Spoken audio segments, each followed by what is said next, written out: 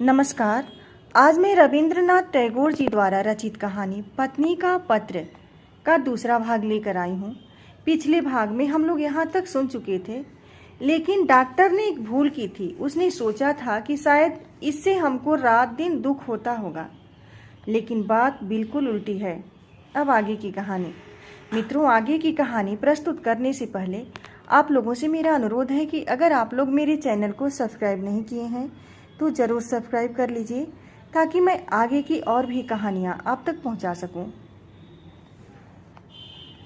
प्रस्तुत है कहानी। अनादर नाम की चीज़ राख की तरह होती है। वह शायद भीतर ही भीतर आग को बनाए रहती है, लेकिन ऊपर से उसके ताप को प्रकट नहीं होने देती। जब आत्मसम्मान घट जाता है तब अनादर में अन्याय भी नहीं दिखाई देता, इसीलिए उसकी पीड़ा नहीं होती। यही कारण है कि नारी दुख का अनुभव करने में ही लज्जा पाती है। इसलिए मैं कहती हूँ, अगर तुम लोग की व्यवस्था यही है कि नारी को दुख पाना ही होगा, तो फिर जहाँ तक संभव हो उसे अनादर में रखना ही ठीक है। आदर से दुख की व्यथा और बढ़ जाती है। तुम चाहे मुझे जैसे रखते रहे, मुझे दुख है यह बात कभी मेरे ख्याल में न आई। जच्चा घर में जब सिर पर मौत मंडराने लगी थी, तब भी मुझे कोई डर नहीं लगा। हमारा जीवन ही क्या है कि मौत से डरना पड़े। जिनके प्राणों को आदर और यत्न से कसकर बांध लिया गया हो, मरने में उन्हीं को कष्ट होता है। उस दिन अगर यमराज मुझे घसीटने लगते तो मैं उसी तरह उखड़ आती, जिस तरह पोली जमीन से घास बड़ी आसानी से जड़ समेत खिंच आती है। बंगाल की बेटी तो बात बात में मरना चाहती है, लेकिन इस तरह मरने में कौन सी बहादुरी है। हम लोगों के लिए मरना इतना आसान है कि मरते लज्जा आती है। मेरी बेटी संध्या तारा की तरह क्षण भर के लिए उदित होकर अस्त हो गई। मैं फिर से अपनी दैनिक कामों में और गाय बछड़ों में लग गई। इसी तरह मेरा जीवन आखिर तक जैसे तैसे कट जाता। आज तुम्हें यह चिट्ठी लिखने की जरूरत न पड़ती, लेकिन कभी कभी हवा एक मामूली सा बीज उड़ाकर ले जाती है और पक्के दालान में पीपल का अंकुर फूट आता है, और होते होते उसी से लकड़ी पत्थर की छाती विदीर्ण होने लग जाती है। मेरी गृहस्थी की पक्की व्यवस्था में भी जीवन का एक छोटा सा कण न जाने कहाँ से उड़कर आ पड़ा। तभी से दरार शुरू हो गई, जब विधवा माँ की मृत्यु के बाद मेरी बड़ी जेठानी की बहन बिंदु ने अपने चचेरे भाइयों के अत्याचार के मारे एक दिन हमारे घर में अपनी दीदी के पास आश्रय लिया था।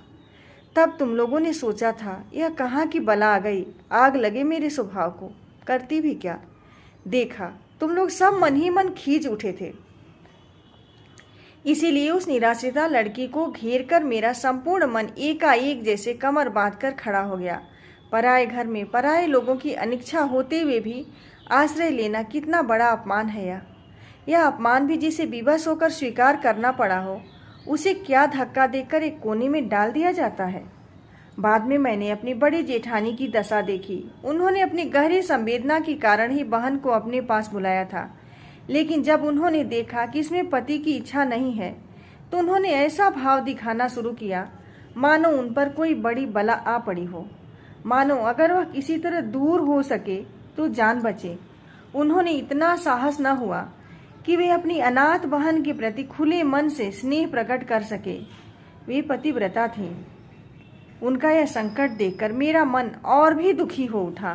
मैंने देखा बड़ी जेठानी ने खास तौर से सबको दिखा दिखाकर बिंदु के खाने पहनने की ऐसी रद्दी व्यवस्था की और उसे घर में इस तरह नौकरानियों से काम सौंपे कि मुझे दुख ही नहीं, लज्जा भी हुई। मैं सबके सामने इस बात को प्रमाणित करने में लगी रहती थी कि हमारी गृहस्थी को बिंदु बहुत सस्ते दामों में मिल गई है। ढेरों काम करती है, फिर भी खर्च की दृष्टि से बेहद सस्ती है। मेरी बड़ी जेठानी के पितृवंश में कुल के अलावा और कोई बड़ी चीज न थी, न रूप था न धन।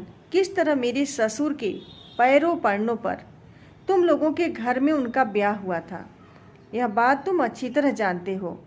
वे सदा यही सोचती रही कि उनका विवाह तुम्हारे वंश के प्रति बड़ा भारी अपराध था। इसीलिए वे सब बातों में अपने आप को भरसक दूर रखकर, अपने को छोटा मानकर तुम्हारे घर में बहुत ही थोड़ी जगह में सिमट कर रहती थी। लेकिन उनके इस प्रशंसनीय उदाहरण से हम लोगों को बड़ी कठिनाई होती रही। मैं अपने आप को हर तरफ से इतना बेहद छोटा नहीं बना पाती। मैं जिस बात को अच्छा समझती हूँ उसे किसी और की खातिर बुरा समझने को मैं उचित नहीं मानती। इस बात के तुम्हें भी बहुत से प्रमाण मिल चुके हैं।